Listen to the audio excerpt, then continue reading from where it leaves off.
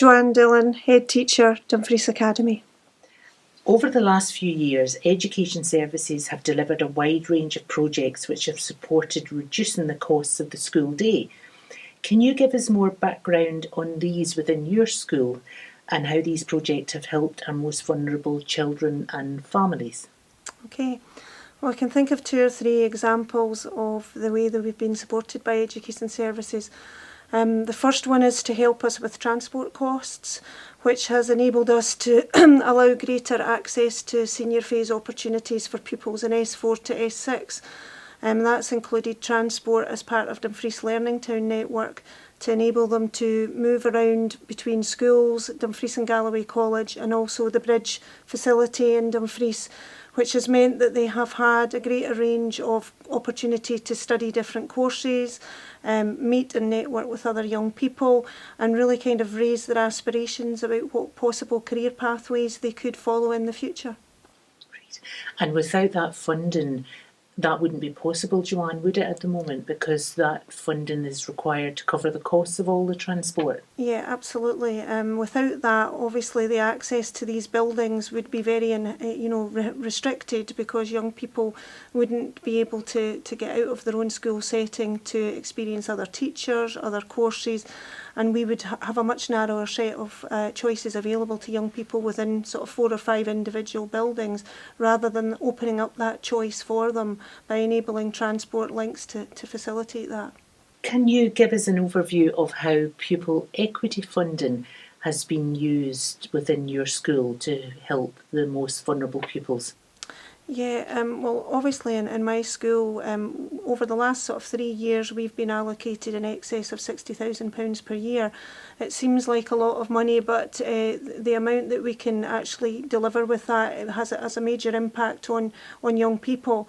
What we've tended to use the funding for, as have most schools, has been to appoint staff to work more closely with families who perhaps don't want to engage with education or are struggling either financially or emotionally or academically to work with schools. And we've appointed people such as home link officers to engage with those families in a way that's much more supportive. We've, like many schools, have started up nurture hubs and nurture approaches to education within our own setting, and over 30 pupils in my own school have benefited from a nurturing approach, which is involved with breakfast clubs, one-to-one support, helping them with their health and well-being, their literature, their literacy, their numeracy, and it's matching them up with peer mentors, etc., to help them with their emotional well-being. So it's been of great benefit to a lot of young people, and it's given them that person that they can link to help them with their education and indeed their aspirations. That's excellent. So the nurture hubs, are they available in quite a few of the schools, Joanna? Are they just designed in certain schools along a similar model? Different schools have approached it in different ways, and they've developed staff training to support staff to become proficient in how to deal with young people and their emotional well-being. In our school, like many schools, there's what we call a nurture base, where young people can check in at various points during the day. They have a breakfast club there in the morning. They have small group sessions with members of staff to talk about their emotional well-being. We have parent-friendly sessions where the family members come in and see the work of the young people in nurture and get a chance to celebrate in their success and their achievements. And we also have the nurture pupils working within the school community to develop their skills and tell their story to other people about how they've progressed and graduated from that experience as well. The Free School Uniform Bank project has been really helpful in providing extra uniforms for children and young people at all times of the year. Are there any other projects that you would like to develop with partners that you feel could make a difference to families who are struggling in poverty at this time? Anything you've maybe thought of that would be very beneficial that's maybe not already running? I think what has been a help during, obviously the free school meals and the free clothing grant are there and accessible all year round, but what has helped recently was the Eat Out scheme within September as part of the COVID recovery, because that certainly allowed a lot of young people access to cheaper school meals during a time when many families were still struggling because parents, carers, etc. may have been furloughed, and that kind of incremental help to recover from COVID certainly was very beneficial for families. So schemes like that where we're struggling in current circumstances are helpful. Again, I know it's a national scheme and we've benefited from it, but certainly the free sanitary products in schools have been of great benefit, and an extension of kind of schemes like those where, you know, there is a universal availability of products to help young people with their learning and their well-being are excellent. So again, anything that we can do to further that would be very helpful. How can parents receive more details on the support that you and your team provide?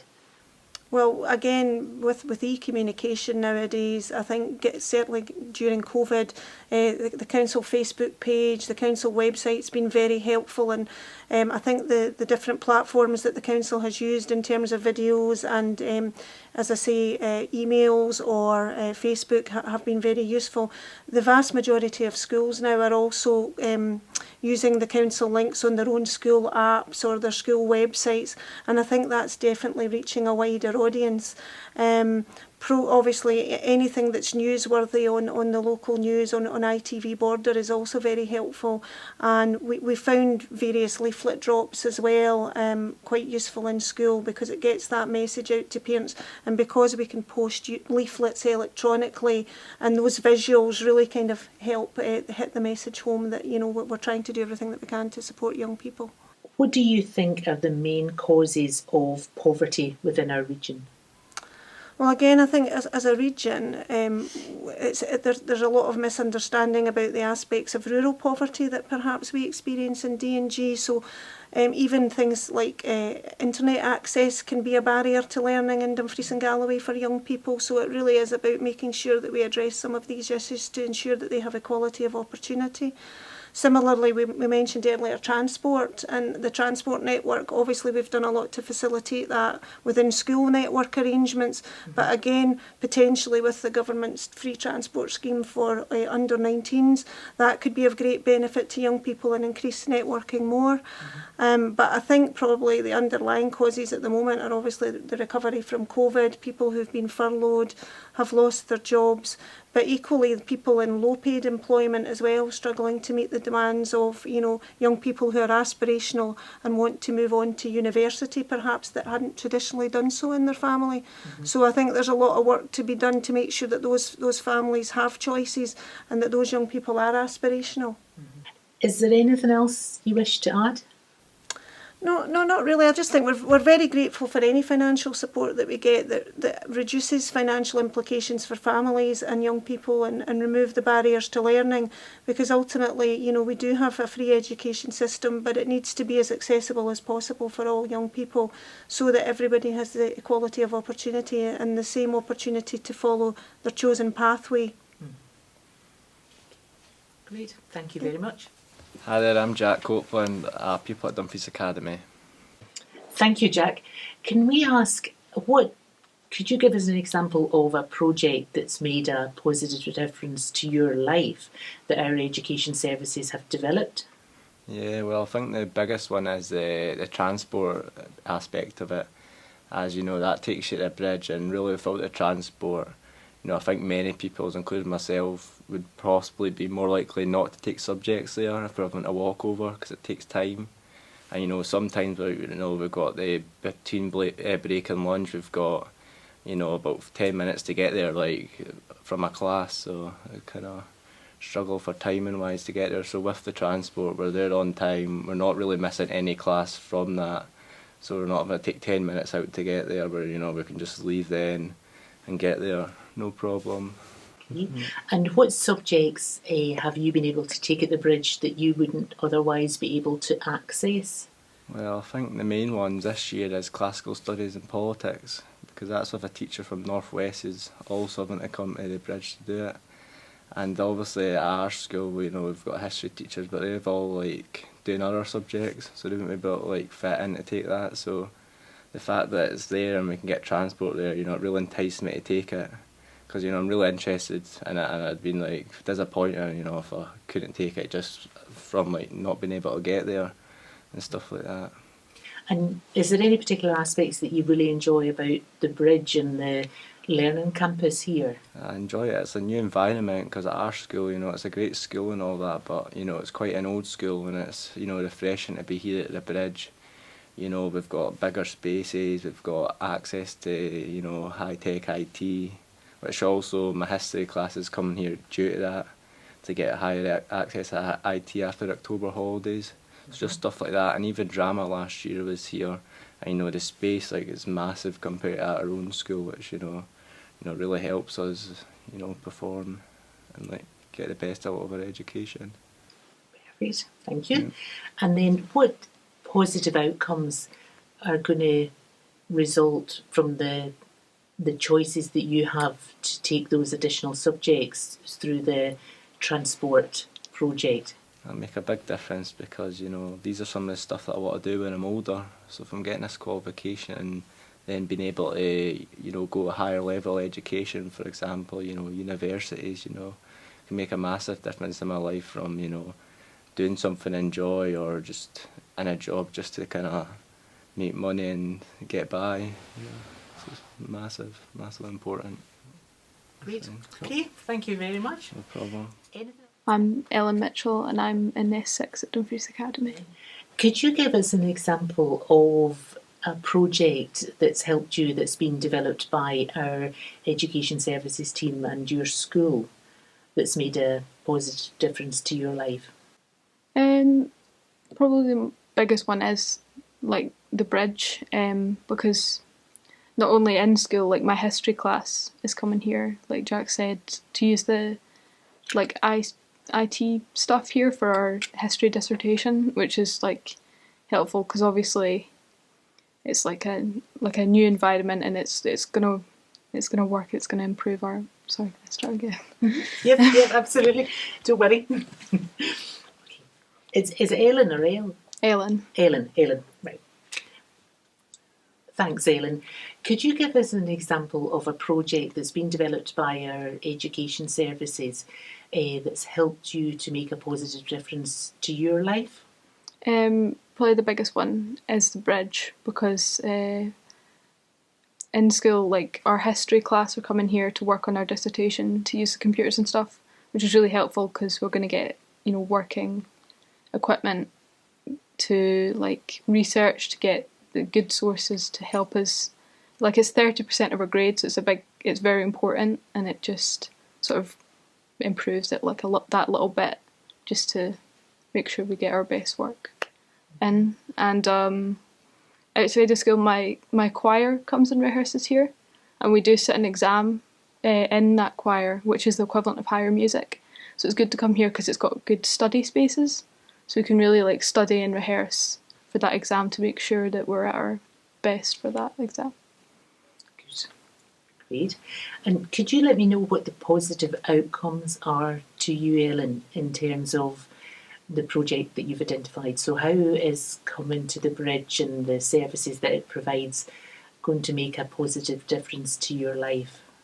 Well, got a separate study spaces. It's got those little pod things, it's not sitting in at our school, it's sitting in Minerva's, the communal study space, and that can be people move around class to class in there, and it can be a bit distracting overall, with people moving about, and it can be noisy. So coming here, it's quieter, it's more relaxed, it's nice, you can actually get studying and get to know what you're doing, which is good.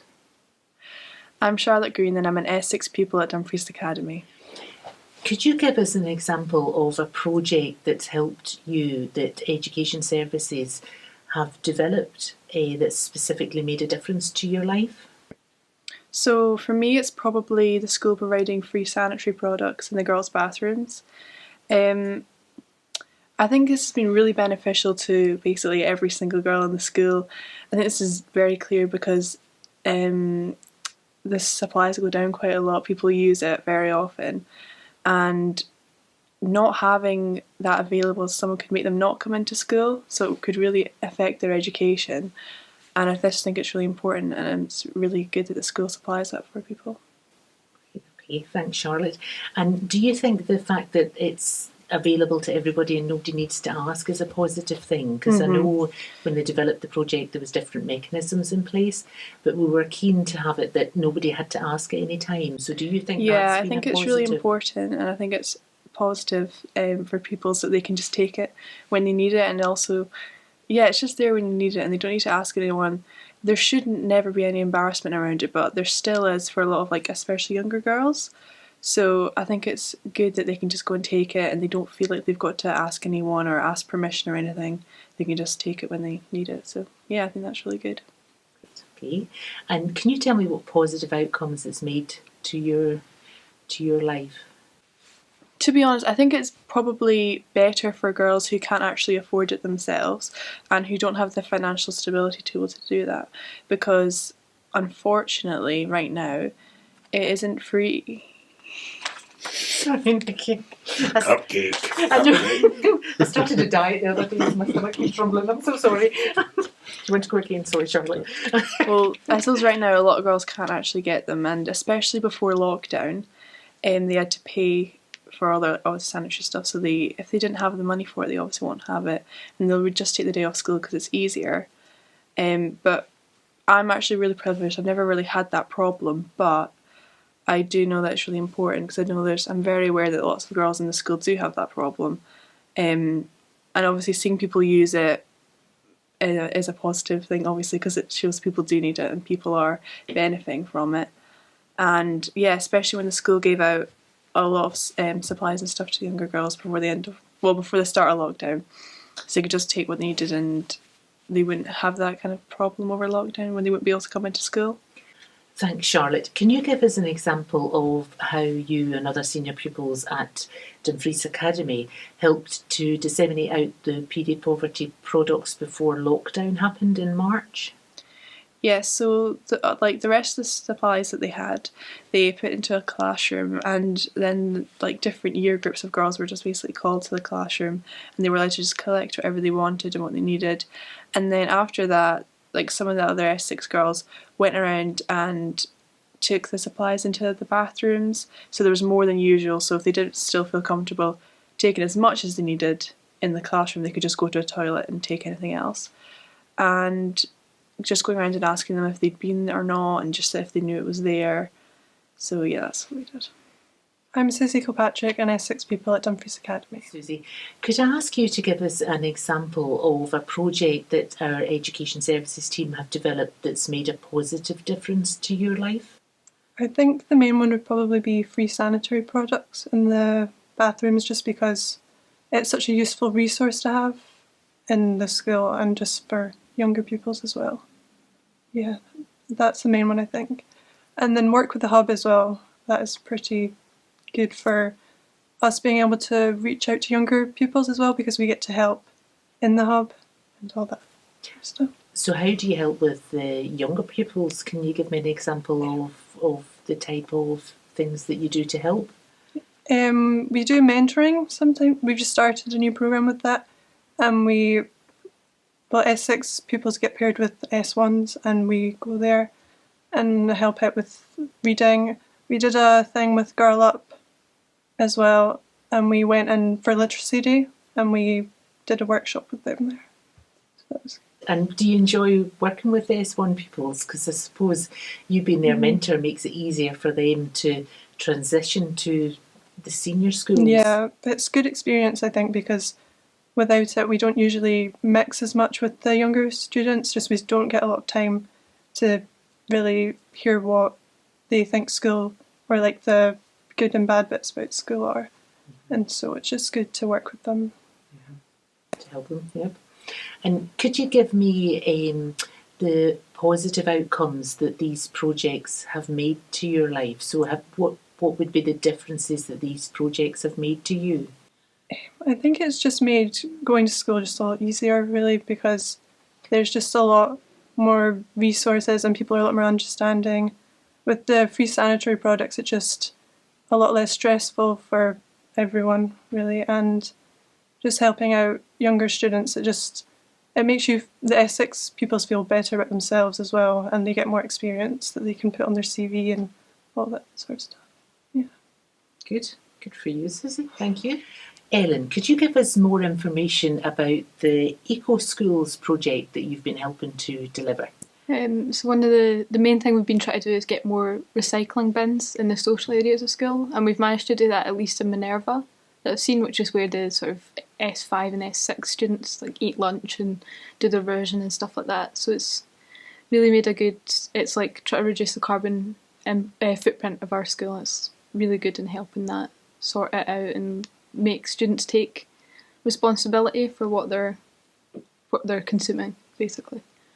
And we've been trying to get more like water fountains and encourage more reusable water bottle use rather than single-use plastics, which of course, you know, the carbon footprint they create and then they end up in the ocean and stuff like that, it's just not good. So we try to reduce the impact our school has on that by encouraging, you know, reusable water bottles and things like that. Good. And does it make you feel positive to be involved in that way, that you're helping to help our environment? Oh yeah, it does. Yeah, it's good to be part of something like so big in our school and like so important, especially now that it's starting to, you know, have serious impact and like, you know, starting wildfires and stuff. It's good to know that our school is sort of starting to take responsibility and reduce their impact and their like Carbon footprint. like how they're contributing to the like the build up of greenhouse gases and stuff like that. It's good.